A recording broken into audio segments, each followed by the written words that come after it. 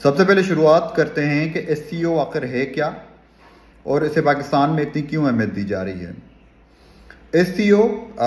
اس کا full form ہے Shanghai تعاون تنظیم۔ ایس سی او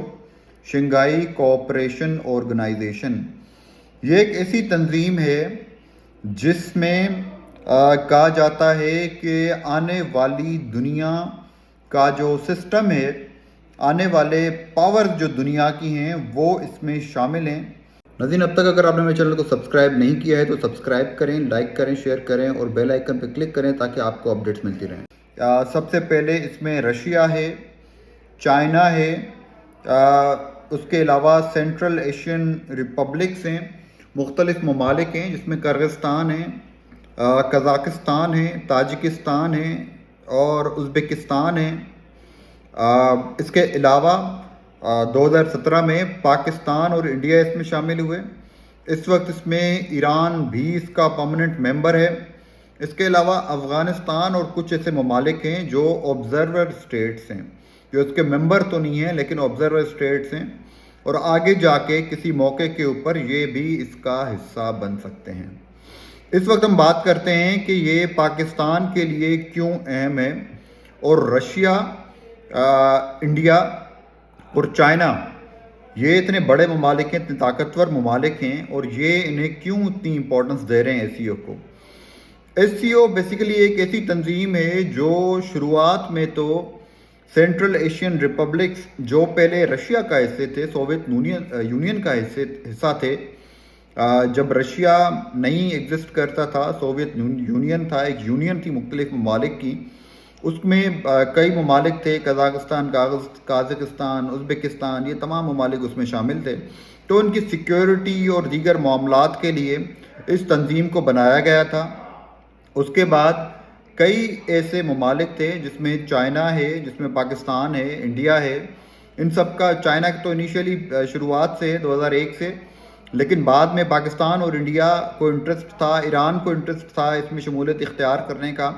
تو پاکستان اور انڈیا بھی 2017 میں اس کے ممبرز ہوئے، پھر بعد میں ایران ہوا۔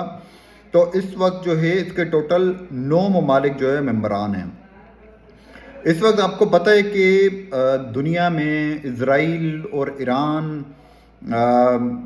ان کے جنگ کے حوالے سے مختلف باتیں کی جا رہی ہیں اور مختلف خدشات ہیں۔ تو ایک حیرت کی بات ہے کہ میڈیا پہ ایران کے حوالے سے کوئی رپورٹنگ نہیں ہے کہ ایران سے کون آ رہا ہے، ایران شمولیت اختیار کر رہا ہے، نہیں کر رہا ہے، اس کے اوپر مختلف خاموشی ہے۔ اور کیوں ہے خاموشی؟ ناظرین، اب تک اگر آپ نے میرے چینل کو سبسکرائب نہیں کیا ہے تو سبسکرائب کریں، لائک کریں، شیئر کریں اور بیل آئیکن پہ کلک کریں تاکہ آپ کو اپڈیٹس ملتی رہیں۔ اس کا یہ ایک سوالیہ نشان ہے تمام میڈیا کے لیے، خاص طور پہ پاکستانی میڈیا کے لیے، کہ پاکستان اس کے اوپر کوئی ڈسکشن نہیں کر رہا۔ اس کے علاوہ میں آگے چلوں گا کہ بات کی جاتی ہے کہ یہ تنظیم، اس کا ایکچول مقصد جو تھا وہ تو تھا سیکیورٹی، اس کے بعد دیگر ممالک اس میں شامل ہوئے۔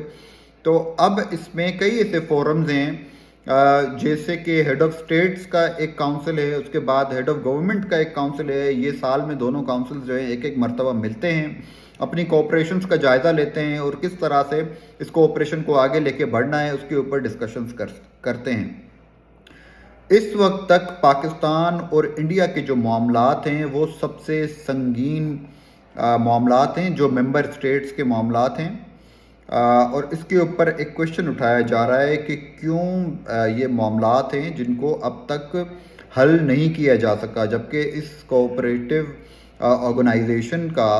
بہت بڑا رول بتایا جاتا ہے اور اس میں رشیا اور چائنا جیسے ممالک شامل ہیں۔ اس کا سب سے بڑا ریزن تو یہ ہے کہ انڈیا جیسا ملک وہ اپنی ہٹ دھرمی پر قائم ہے، وہ کسی طور کے اوپر بھی مذاکرات اور معاملات کو حل نہیں کرنا چاہتا، کیونکہ اسے پتہ ہے کہ وہ ناجائز طور کے اوپر کشمیر کے اوپر قابض ہے۔ تو بہرحال اس لیے وہ اس میں کسی بھی قسم کی کوآپریشن نہیں کرنا چاہتا اور کسی بھی قسم کے سسٹم کے اوپر بیٹھنا نہیں چاہتا۔ چلیں ہم آگے بڑھتے ہیں۔ اس وقت انڈیا کے لیے ایک اور معاملہ ہے جو شرمندگی کا باعث بنا ہوا ہے۔ ایک طرف پاکستان ہے جہاں پہ یہ ایس سی او کانفرنس ہو رہی ہے اور پوری دنیا کی نظریں ہیں، اور جہاں آپ کو پتہ ہے کہ پوری طاقت، پوری اکانومی، پوری انٹرنیشنل پاورز جو ہیں وہ ویسٹ سے اب آہستہ آہستہ جیسے جیسے وقت گزرتا جا رہا ہے تو آنے والے 10-20 سالوں میں آپ کو نظر آئے گا کہ ساری پاورز جو ہیں وہ چاہے اکنامک پاور ہو، چاہے ملٹری پاور ہو، چاہے فورن ریلیشنز کی پاور ہو، ہیومن پاور ہو، وہ تمام چیزیں جو ہیں اب ویسٹ سے ایسٹ کی طرف آنا شروع ہو گئی ہیں. ویسٹرن پاورز جو ہے ان کا ڈاؤن فال سٹارٹ ہو چکا ہے. تو جب ایسٹ کی طرف آنا شروع ہو گئی ہے تو یہ جو تنظیم ہے شنگھائی تعاون تنظیم، اسے نیٹو کے متبادل کے طور کے اوپر دیکھا جا رہا ہے، اور کہا جاتا ہے کہ جس طریقے سے ویسٹ میں ایک طاقتور تنظیم ہے نیٹو، ان کا ایک الائنس ہے، اسی طریقے سے ایسٹ میں یہ جو شنگھائی تعاون تنظیم ہے یہ ایک بہت بڑا رول پلے کرنے جا رہی ہے، اور آگے جا کے نیٹو کو یہی ایک تنظیم ہوگی جو چیلنج کرے گی. اور جو سیکیورٹی کے معاملات ہیں اس میں آپ کو پتہ ہے کہ رشیا اور چائنا کی بہت بڑی گرپ ہے، تو اس حوالے سے بھی کہا جاتا ہے کہ یہ بہت اہم ہے. اور انہی ریزنز کی وجہ سے انڈیا نے بھی اپنی شمولیت اس میں اختیار کی ہے، تاکہ وہ نہیں چاہتا کہ کسی طریقے سے بھی اگر پاور جو ہیں وہ شفٹ ہوتی ہیں اس کی طرف تو وہ ویسٹرن پاورز کے ساتھ اپنے تعلقات کو بہتر رکھے، اور اس طرف جو ہے ایسٹرن پاور جو ہیں ان سے آئسولیٹ ہو کر رہ جائے. تو وہ جہاں پر بھی اپنے تعلقات کو بہتر رکھنا چاہتا ہے، لیکن اس وقت جو انڈیا ہے اس کو ویسٹرن پاورز کی طرف سے ایک بہت بڑا پریشر ہے. ہمیں پتہ ہے کہ کینیڈین نے جو ہے وہ انڈین جو وہاں کے ان کے فورن آفس کے لوگ ہیں، جسے ہم ایمبیسی بھی کہا جاتا ہے، جسے ایمبیسڈرز کہا جاتا ہے، ہائی کمیشن کے لوگ کہا جاتا ہے، ان کے 5 سے 6 لوگوں کو جو مین لوگ تھے، جو ان کے سربراہ تھے، انہیں ایک دوسرے کے جو سربراہان تھے، جو ایمبیسیز تھی، ہائی کمیشنز تھے، ان کو جو ہے بلا لیا ہے، ختم کر دیا ہے. اس کے بعد جسٹن ٹروڈو جو ہیں ان کا کافی سخت موقف ہے اس حوالے سے، وہ کسی بھی طرح کی کوئی بھی اس طرح کا ایڈونچر جو ہے وہ انڈیا کا برداشت نہیں کرنا چاہتا ہے. جس طریقے سے انڈین گورنمنٹ کی انوالومنٹ نظر آئی ہے، اور وہاں پہ سکھ رہنماؤں کو وہاں پہ انہوں نے شہید کروایا ہے کینیڈین سوئل کے اوپر. تو انہوں نے کہا ہے کہ ہم اس طرح کی کوئی بھی دہشت گردی کو برداشت نہیں کریں گے. اس کے علاوہ ناظرین آپ کو پتہ ہے کہ انڈینز کی جس طرح سے ٹیررزم میں جس طرح سے ان کا رول ہے، جس طرح سے وہ اب تک کرتے ہوئے آئے ہیں، چاہے وہ پاکستان ہو، چاہے امریکہ ہو، چاہے کینیڈا ہو، کسی بھی ملک میں اگر دہشت گردی ہوتی ہے یا اس طرح کے واقعات ہوتے ہیں تو انڈیا سے کہیں نہ کہیں ان کے تانے بانے ملائے جاتے ہیں. ابھی اس وقت جو ہے یو ایس اے، کینیڈا اور پاکستان کو ایک ٹارگٹ پہ جو ہے کہا جا رہا ہے سکھ رہنماؤں کے حوالے سے، کیونکہ پنجاب میں انڈیا کے اگینسٹ جو ہے علیحدگی پسند جو ہیں وہ رہنما وہ کافی بڑی کیمپین چلا رہے ہیں. بیچ میں آپ کو پتہ ہے کہ کسان رہنماؤں نے بڑی ریلیز بھی نکالی تھی. تو انڈیا کی جو ایجنسی ہے رو، انہوں نے یہ پلان بنایا اور الٹیمیٹلی جو ہے کینیڈینز کو وہاں پہ جو سکھ رہنما تھے جو انڈیا میں خالصتان بنانا چاہتے تھے ان کو ٹارگٹ کیا اور ان کا قتل کیا، انہیں جان سے مار دیا. اس کے بعد ہم دیکھتے ہیں کہ امریکہ میں بھی اس طرح کی چیزیں آئیں اور ان کو پراپر کریڈیبل ایویڈنسز ملے، پروفز ملے، تمام چیزیں ملی. اس کے بعد انہوں نے یہ ایکشنز لیے. کینیڈا نے یہ آپشن دیا تھا انڈیا کو کہ آپ اپنے لوگوں کی امیونٹی ریموو کریں، ہم قانونی طور کے اوپر ان کو ٹرائی کریں گے اور اگر وہ ثابت ہو جاتا ہے تو ان کو سزا ہوگی. لیکن انڈیا نے اس چیز کو تسلیم نہیں کیا. اس کا مطلب کہ انڈیا ملوث تھا. بہرحال میں صرف اس چیز کو کمپیئر کرنا چاہ رہا تھا، میں ڈیٹیلز میں اسٹوری کے نہیں جاتا، میں صرف اس چیز کو کمپیئر کرنا چاہ رہا تھا کہ ایک طرف انڈیا کو اتنی بڑی سبکی ہوئی ہے اور دوسری طرف پاکستان میں China, Russia, central Asian republics, even خود انڈین جو فارن منسٹر ہیں وہ پاکستان میں آئے ہوئے ہیں. یہ پاکستان کے لیے بہت بڑا اعزاز ہے. ناظرین اب میں آتا ہوں تیسری چیز کے اوپر. ہمیں یہ تو امپورٹنس تو ایس سی او کی کلیئر ہو گئی کہ ایس سی او کی امپورٹنس آخر ہے کیا اور کیوں اسے اتنی امپورٹنس دی جاتی ہے. اب ہم آتے ہیں تیسری چیز کے اوپر، لیکن اس سے پہلے ناظرین اگر آپ نے ابھی تک میرے چینل کو، یوٹیوب چینل کو سبسکرائب نہیں کیا ہے تو سبسکرائب کریں. لائک کریں، شیئر کریں، بیل آئیکن پہ کلک کریں اور کامنٹ سیکشن میں اپنی رائے سے ضرور آگاہ کریں۔ چلیں ناظرین، اپنے تھرڈ پارٹ پہ آتے ہیں کہ تحریک انصاف اس پورے SCO کانفرنس سے کس طرح سے فائدہ اٹھا سکتی ہے۔ ناظرین، اس کا میں تھوڑا سا ذکر جو ہے اپنی ایک پہلی ویڈیو میں بھی کر چکا ہوں، لیکن میں آج آپ کو پوری ڈیٹیل اس کے اوپر بات کرنا چاہوں گا۔ میں بتانا چاہتا ہوں کہ ناظرین، اب تک اگر آپ نے میرے چینل کو سبسکرائب نہیں کیا ہے تو سبسکرائب کریں، لائک کریں، شیئر کریں اور بیل آئیکن پہ کلک کریں تاکہ آپ کو اپڈیٹس ملتی رہیں۔ اس وقت پاکستان میں میرے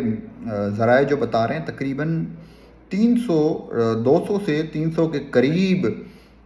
جرنلسٹ جو ہیں وہ موجود ہیں، انٹرنیشنل جرنلسٹ جو ہیں موجود ہیں، جس میں انڈینز ہیں، سینٹرل ایشین ریپبلکس کے مختلف اداروں کے جرنلسٹ ہیں، چائنیز ہیں، US سے آئے ہوئے لوگ ہیں، UK سے آئے ہوئے لوگ ہیں، کیونکہ یہ SCO اتنی بڑی اتنی امپورٹنٹ آرگنائزیشن ہے کہ پوری دنیا کے بڑے بڑے ادارے اس آرگنائزیشن کو کے اجلاسوں کو اور اس سمٹ کو کور کرنے کے لیے آئے ہوئے ہیں۔ جس طریقے سے آپ کو پتہ ہے کہ نواز شریف صاحب جو ہیں انہوں نے ملاقات کی، برکھا دت صاحبہ جو انڈین ایک جرنلسٹ ہیں ان سے ملاقات کی، اس کے بعد میڈیا پہ بھی وہ چیزیں رپورٹ ہوئیں اور سب کے سامنے کیا ملاقات ہوئی۔ بہرحال میرے کہنے کا مقصد یہ کہ تحریک انصاف جو اس وقت پریشان تھی، وہ جو پروٹیسٹ کرنا چاہ رہے تھے، انٹرنیشنلی اپنے آواز بلند کرنا چاہتے ہیں، وہ بار بار انٹرنیشنلی مختلف فورمز کے اوپر جا کے بات کرتے ہیں، مختلف فورمز کے اوپر جا کے اپنا پروٹیسٹ رجسٹر کروانے کی کوشش کرتے ہیں۔ تو یہ ایک بہت بڑا موقع ہے ان کے پاس کہ وہاں جو جرنلسٹ آئے ہوئے ہیں ان سے رابطے کریں، اسلام آباد میں جو لوگ ان کے موجود ہیں وہ ان سے رابطے کریں۔ علی امین گنڈا پور صاحب ایک CM ہیں، ایک صوبے کے CM ہیں، ان کے انٹرویوز کروائیں، ان سے بات کروائیں، دیگر جو تحریک انصاف کے رہنما ہیں ان کے انٹرویوز کروائیں۔ اس میں عمران خان صاحب کے ساتھ جو زیادتیاں ہو رہی ہیں، جو اس وقت کانسٹیٹیوشنل امینڈمنٹ لائی جا رہی ہے، اس میں جو آپ کے اختلافات ہیں، جو آبجیکشنز ہیں، اس کے حوالے سے بات کریں، جو الیکشن میں دھاندلی ہوئی ہے اس کے حوالے سے بات کریں، تو اپنا موقف آپ مکمل طور کے اوپر پوری انٹرنیشنل میڈیا کے سامنے رکھ سکتے ہیں۔ اور ایون اگر آپ SCO کی ویب سائٹ پہ جائیں گے تو SCO کی ویب سائٹ پہ سب سے پہلا پوائنٹ کوآپریشن کا جو لکھا ہوا ہے وہ ہے پالیٹکس۔ تو پولیٹیکلی بھی کوآپریشنز ہونی چاہیے اس SCO کے دوران۔ تو یہ ایک فائدہ تو وہ ہے جو سب کو نظر آ رہا ہے، مجھے بھی نظر آ رہا ہے کہ تحریک انصاف کے پاس یہ اپرچونٹی ہے انٹرنیشنلی اپنی آواز بلند کرنے کے لیے اور اپنے لیے انٹرنیشنلی آوازیں کھولنے کے لیے، کیونکہ اس وقت جو ہے تحریک انصاف کو پاکستان کے اندر تو آپ کو پتہ ہے کہ کس طرح کا نظام ہے، جرنلزم کس پوائنٹ کے اوپر ہے، جس طرح کی رپورٹنگ ہے، جس طرح سے انفلوئنس کیے جاتا ہے جرنلسٹ کو، پریشرز ہوتے ہیں ڈفرینٹ طرح کے، سینسر کس طرح سے کیا جاتا ہے۔ تو تحریک انصاف کے پاس یہ ایک بہت بڑی اپرچونٹی ہے تاکہ وہ انٹرنیشنل فورمز پہ جا کے اپنی آواز بلند کرے، عمران خان صاحب کو آزاد کروائے، اپنی جو رائٹ فل ان کی چیزیں ہیں اس کے حوالے سے بولیں، ڈیموکریسی کے حوالے سے بولیں۔ کچھ لوگ تو ایون یہ کہتے ہیں کہ تحریک انصاف خود نہیں چاہتی کہ عمران خان صاحب باہر آئیں، کیونکہ اگر عمران خان صاحب باہر آ گئے تو علی امین گنڈا پور ہوں، گوہر خان صاحب ہوں یا دیگر جو بھی لوگ ہیں